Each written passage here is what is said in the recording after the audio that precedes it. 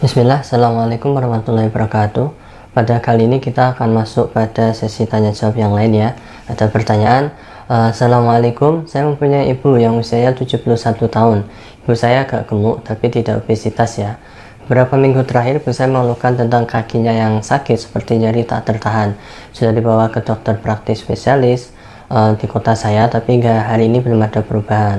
Dokter bilang kalau ibu saya terkena saraf kejepit, mohon penjelasannya serta tindakan apa yang harus saya ambil untuk berobat ibu saya. Terima kasih. Oke, jawabannya adalah saraf kejepit itu merupakan kondisi ya saat jaringan di sekitarnya seperti tulang, otot, dan tendon itu menekan terlalu kuat. Kondisi ini dapat terjadi di punggung, leher, maupun kaki ya. Berikut ini yang merupakan sumber penyebab terjadinya saraf kejepit ya. Yang pertama, itu biasanya cedera. Mungkin pernah cedera olahraga atau mungkin cedera saat melakukan gerakan tertentu secara tiba-tiba ya. Atau biasanya ini juga karena kecelakaan ya. Ini bisa menjadi saraf kejepit. Kemudian penyebab keduanya rheumatoid arthritis ya. Ini adalah peradangan sendi akibat sistem kekebalan tubuh yang menyerang jaringannya sendiri. Biasanya ketiga, posisi tubuh yang salah namun terjadi secara berulang-ulang. Misalnya seseorang lagi kerja kemudian posisinya duduk itu salah, terlalu membungkuk, maka ini bisa menyebabkan saraf kejepit ya. Penyebab yang keempat adalah berat badan atau obesitas. Oke, kita lanjut pembahasan selanjutnya, yaitu adapun gejala saraf kejepit yang akan dialami itu biasanya berupa yang pertama, nyeri disertai sensasi terbakar dan dapat menyebar ke area lain di sekitarnya. Jadi misalkan seseorang mempunyai saraf kejepit di area tulang ekor, itu biasanya akan larinya ke betis ya, atau bagian bokong ke bawah. Kemudian yang kedua, rasa kesemutan yang disertai dengan sensasi seperti tertusuk-tusuk jarum atau kesetrum. Kemudian yang ketiga, muncul rasa kebas. Kemudian yang keempat, otot sekitar yang terkena itu akan menjadi lemah. Nah, ini dulu dialami oleh bapak saya ya. Jadi seseorang yang terkena saraf kejepit dan saraf kejepitnya masuk ke stadium parah, itu biasanya akan mengakibatkan ototnya akan menjadi lemah dan tidak bisa gerak ya. Jadi tangan, kalau misalkan leher, maka tangannya nggak bisa gerak. Kalau yang kejepit daerah lumbar itu biasanya kakinya tidak bisa berjalan ya.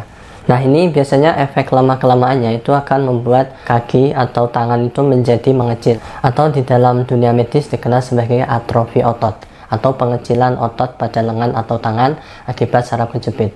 Nah, terkait dengan kondisi yang dialami oleh ibu Anda, itu sebaiknya langkah pertama jika dia agak gemuk maka menurunkan berat badan dulu ya, karena nyeri yang ditimbulkan itu akibat adanya penekanan dari berat badan seseorang. Kemudian lakukan konsultasi ke dokter spesialis untuk penanganan lebih lanjut masalah kondisi ini. Biasanya kalian itu akan di MRI, kemudian juga nanti akan diarahkan untuk fisioterapi ya, seperti itu. Kemudian ada beberapa hal yang bisa kalian lakukan di rumah ya. Salah satunya kalian bisa mencoba susu kolostrum.